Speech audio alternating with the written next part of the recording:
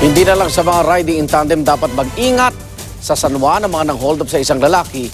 De kotse, nahuli kami yan at saksi si Bam Alegre.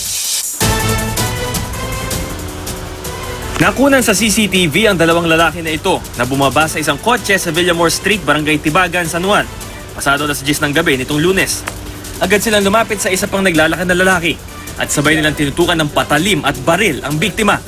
Ayon sa biktimang si Lucky, di niya tunay na pangalan, hindi na raw siya lumaban dahil baka buhay niya pa ang maging kapalit. Ipinaubayan na lang niya ang kanyang bag na may lamang 1,400 pesos, cellphone at mga susi ng bahay at kotse. Agad ding umalis ang mga suspect matapos mang hold up. Kung naisip ko na hold up to, tsaka yung baril nakaharap na sa mukha mo, naisip ko ibigay na lang yung bag na kinukuha nila sa akin.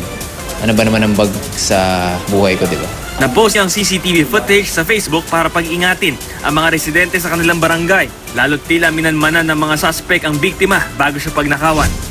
May posibilidad na gano'n kasi ayon sa biktima, meron siyang restaurant dyan sa kabilang barangay. Ako si Bam Alegre, ang inyong saksi.